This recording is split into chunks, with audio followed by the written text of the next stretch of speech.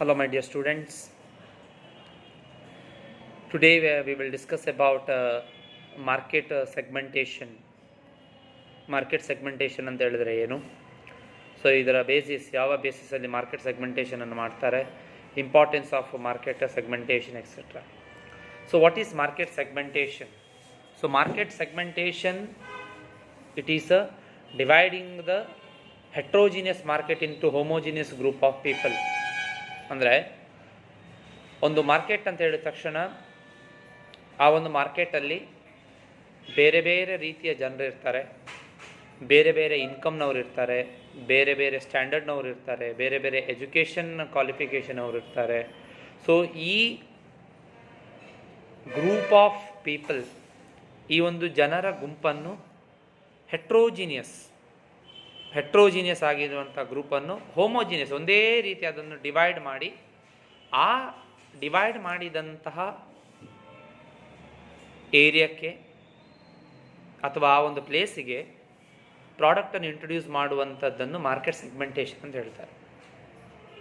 So dividing the whole group or big market into homogeneous group, ಅದು ಭಾಳ important. Heterogeneous ಅಂತ ಹೇಳಿದ್ರೆ ಎಲ್ಲ ಸೇರುವಂಥದ್ದು, ಹೋಮೋಜಿನಿಯಸ್ ಅಂದರೆ ಅದನ್ನು ಕಟ್ ಪೀಸ್ ಆಗಿ, maybe it is based on education.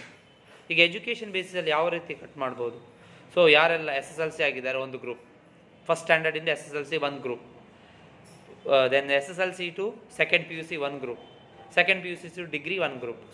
So education ಅಂತ ಹೇಳುವ ಸಂದರ್ಭದಲ್ಲಿ ಎಲ್ಲರೂ ಬರ್ತಾರೆ, but dividing that into up to SSLC to PUC to degree. So this is called grouping, dividing. So heterogeneous market into homogeneous group of people.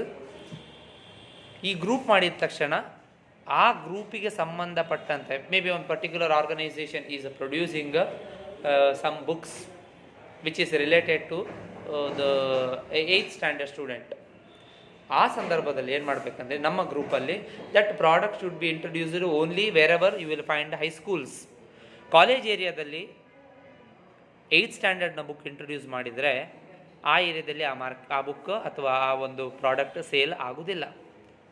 That is the importance of segmentation, dividing the heterogeneous market into homogeneous group of people and thereby introducing the product in that particular area or in that particular identified place is called market segmentation.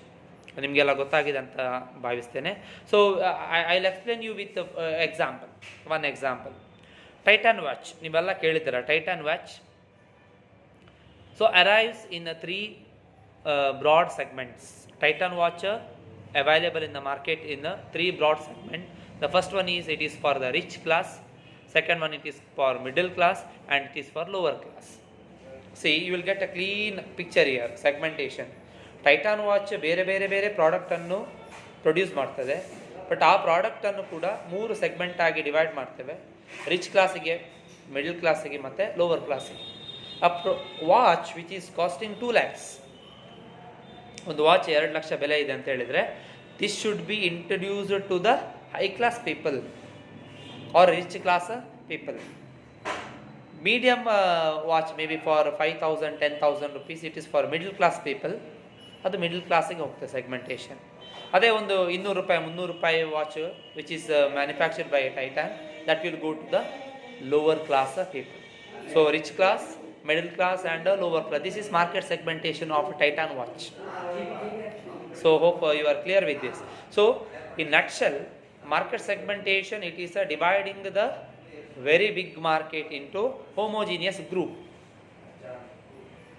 ದೊಡ್ಡ market ಅನ್ನು ಕಸ್ಟಮರ್ನ taste, preference, ಅವರ income, age ಇದಕ್ಕೆಲ್ಲ ಅನುಗುಣವಾಗಿ ಅದನ್ನು divide ಮಾಡುವಂಥ ಒಂದು ಪ್ರೋಸೆಸ್ಸಿಗೆ ನಾವು market segmentation ಅಂತ ಹೇಳ್ತೇವೆ.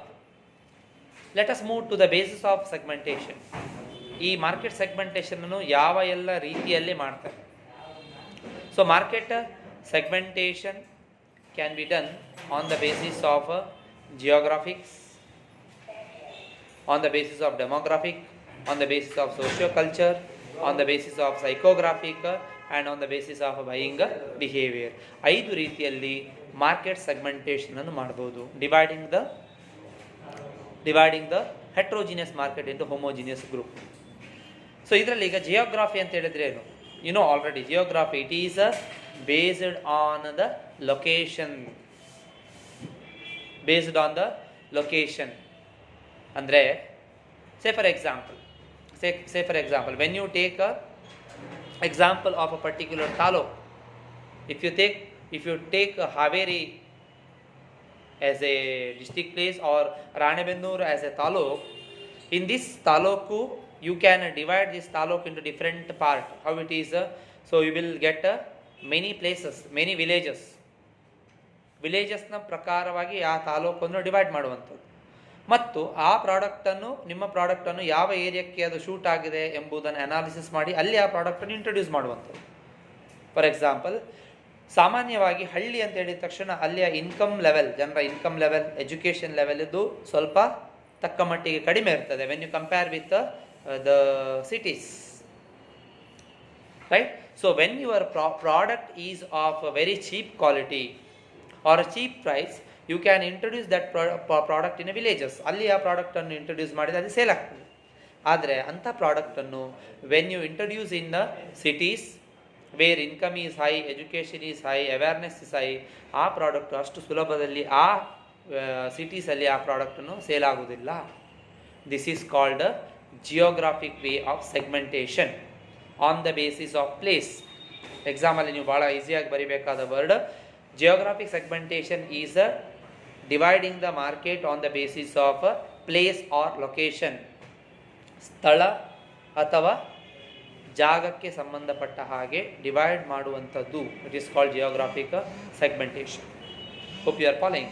The second one it is demographic segmentation. Demographic ಅಂತ ಹೇಳಿದ್ರೇನು? Demographic is nothing but it is based on the population, ಜನಸಂಖ್ಯೆಯ ಮುಖಾಂತರ. ಒಂದು ಪ್ಲೇಸಲ್ಲಿ ಎಷ್ಟು ಜನಸಂಖ್ಯೆ ಇದೆ. If you take same example Ranebennur taluk, ಈ ತಾಲೂಕಲ್ಲಿ ಬರುವಂಥ ಬೇರೆ ಬೇರೆ ಹಳ್ಳಿಗಳು, ಪ್ರತಿಯೊಂದು ಹಳ್ಳಿಯಲ್ಲಿ ಇರುವಂಥ ಜನಸಂಖ್ಯೆ, ಪ್ರತಿಯೊಂದು ಹಳ್ಳಿಯಲ್ಲಿ ಕೂಡ ಒಂದೇ ರೀತಿಯ ಜನಸಂಖ್ಯೆ ಇರುವುದಿಲ್ಲ. ಯಾವ ಯಾವ ಹಳ್ಳಿಯಲ್ಲಿ ಎಷ್ಟೆಷ್ಟು ಜನಸಂಖ್ಯೆ ಇದೆ, ಜನಸಂಖ್ಯೆಯ ಮುಖಾಂತರವಾಗಿ ಒಂದು ಮಾರ್ಕೆಟನ್ನು ಡಿವೈಡ್ ಮಾಡುವಂಥ ಪ್ರೋಸೆಸ್ಸಿಗೆ ನಾವು ಡೆಮೋಗ್ರಾಫಿಕ್, ಜನಸಂಖ್ಯೆ ಆಧಾರದಲ್ಲಿ market segmentation, dividing the market. Hope you are following. So geographic ಅಂತ ಹೇಳಿದರೆ ಜಾಗಕ್ಕೆ ಅನುಗುಣವಾಗಿ, ಡೆಮೋಗ್ರಾಫಿಕ್ ಅಂತ ಹೇಳಿದರೆ ಪ್ಲೇಸಿಗೆ ಡೆಮೋಗ್ರಾಫಿಕ್ ಅಂತ ಹೇಳಿದರೆ ಜನಸಂಖ್ಯೆಗೆ ಅನುಗುಣವಾಗಿ. ನಾವು third classification it is a socio cultural. ಅಂದರೆ ಏನು socio cultural basis? The socio culture it is nothing but the tradition, culture. For example during the time of Deepavali ಸಂದರ್ಭದಲ್ಲಿ ಯೂಶ್ವಲಿ ಲೈಟ್, ಕ್ಯಾಂಡಲ್ಸ್, ಹಣತೆಗಳು ಹಾಗೂ ಎಣ್ಣೆ, ದೀಪದ ಎಣ್ಣೆ, ಇದಕ್ಕೆ ಬೇಡಿಕೆ ಜಾಸ್ತಿ ಇರ್ತದೆ. ಯಾಕೆ ಜಾಸ್ತಿ ಇರ್ತದೆ ಅಂತ ಹೇಳಿದ್ರೆ, ಆ ಸಂದರ್ಭದಲ್ಲಿ, ದೀಪಾವಳಿ ಸಂದರ್ಭದಲ್ಲಿ ನಾವು ದೀಪವನ್ನು ಬೆಳಗಿಸ್ತೇವೆ. ನಮಗೆ ಹಣತೆ ಬೇಕು, ಕ್ಯಾಂಡಲ್ಸ್ ಬೇಕು ಹಾಗೂ ಲೈಟಿನ ಎಣ್ಣೆಯ ಅವಶ್ಯಕತೆ ಇದೆ. This is on the basis of socio cultural. ಜನರ ಟ್ರೆಡಿಷನ್, ಕಲ್ಚರ್, ವ್ಯಾಲ್ಯೂಸ್, ಎಥಿಕ್ಸ್, ಇದಕ್ಕೆ ಅನುಗುಣವಾಗಿ ಮಾರ್ಕೆಟನ್ನು ಡಿವೈಡ್ ಮಾಡುವಂಥ ಪ್ರೋಸೆಸ್ಸಿಗೆ ನಾವು ಸೋಷಿಯೋ ಕಲ್ಚರಲ್ ಅಂತ ಹೇಳ್ತೇವೆ. Hope you are following. So geographic ಅಂತ ಹೇಳಿದರೆ ಜಾಗಕ್ಕೆ ಅನುಗುಣವಾಗಿ, ಡೆಮೋಗ್ರಾಫಿಕ್ ಅಂತ ಹೇಳಿದರೆ ಜನಸಂಖ್ಯೆಯ ಅನುಗುಣವಾಗಿ, ಸೋಷಿಯೋ ಕಲ್ಚರ್ ಅಂತ ಹೇಳಿದರೆ ಜನರ ನಂಬಿಕೆ, ಸಾಮಾಜಿಕ ಆಚರಣೆಗಳು, ಕಲ್ಚರಲ್ ಬಿಲೀಫ್ಸ್, ವ್ಯಾಲ್ಯೂಸ್, ಎಥಿಕ್ಸಿಗೆ ಅನುಗುಣವಾಗಿ ಮಾರ್ಕೆಟನ್ನು ಡಿವೈಡ್ ಮಾಡುವಂಥ ಪ್ರೋಸೆಸ್ಸಿಗೆ will call it by socio cultural. The next one it is a psychographic segmentation. So psychographic segmentation ಅಂತ ಹೇಳಿದ್ರೆ dividing the market according to the buying behaviour, lifestyle and buying behaviour of the customer.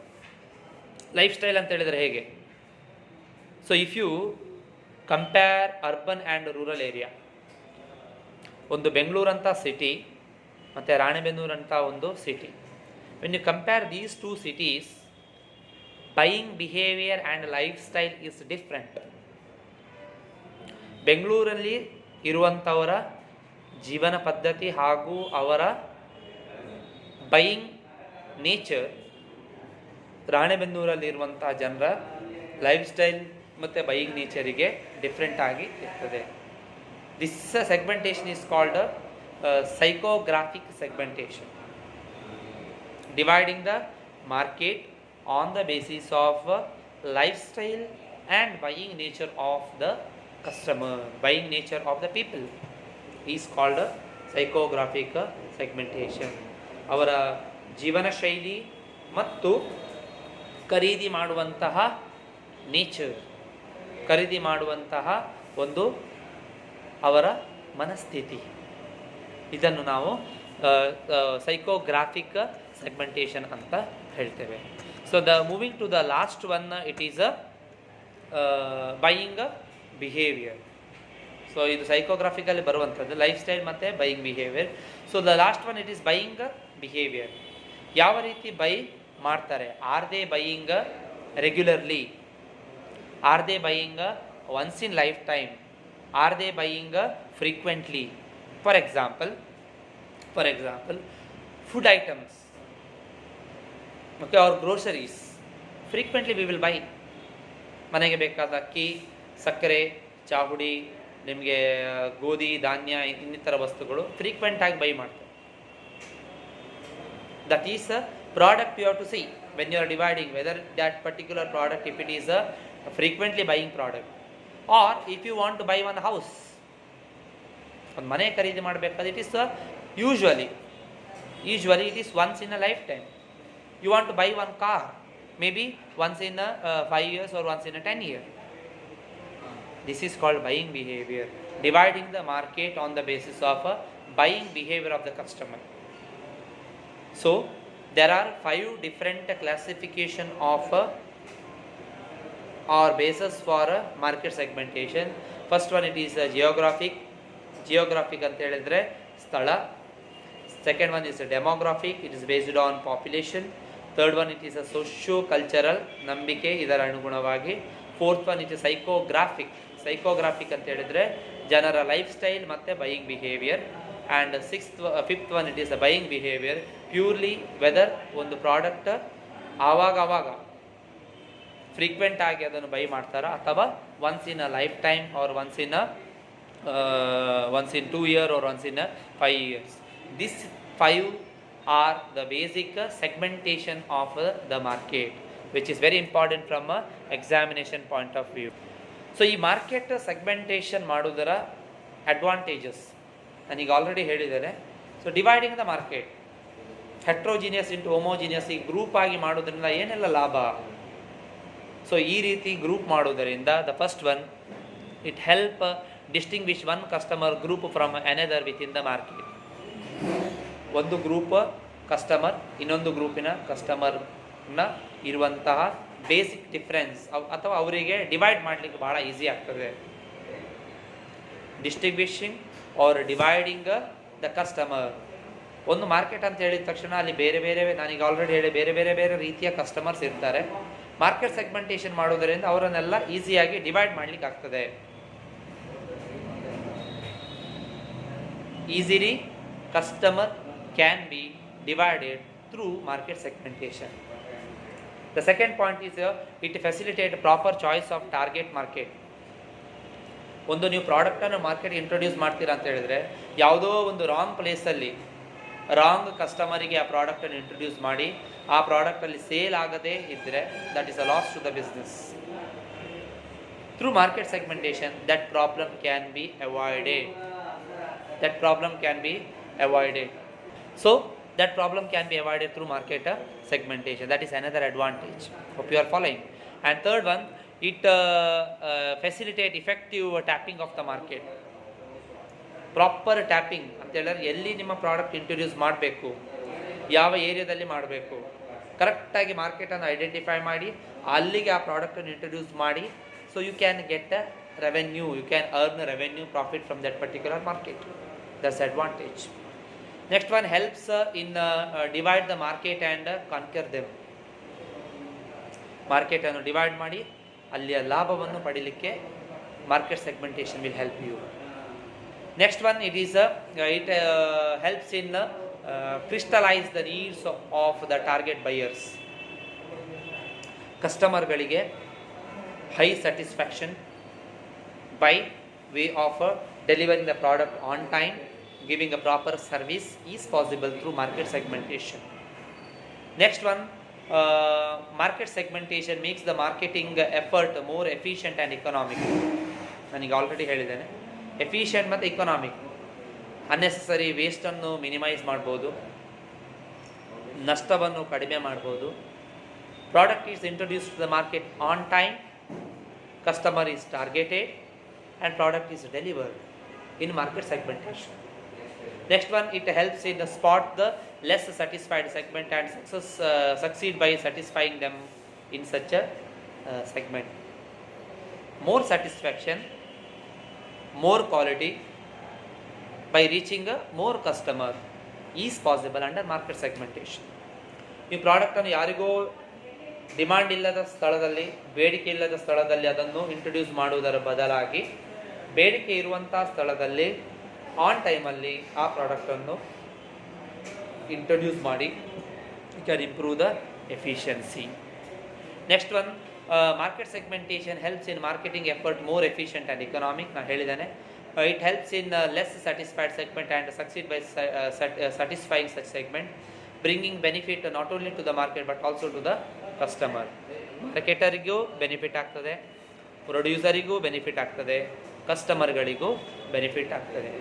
So overall market ಸೆಗ್ಮೆಂಟೇಷನನ್ನು ಮಾಡುವುದರಿಂದ more customer satisfaction, less waste,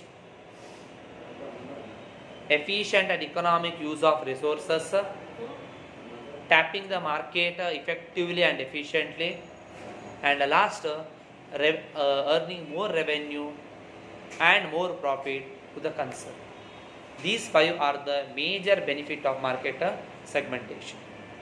So we have discussed about market segmentation, basis of market segmentation, and importance or advantages of market segmentation in today's class. Okay, so thank you very much for listening. In next class let us discuss some more concept on marketing. Thank you very much for the listening.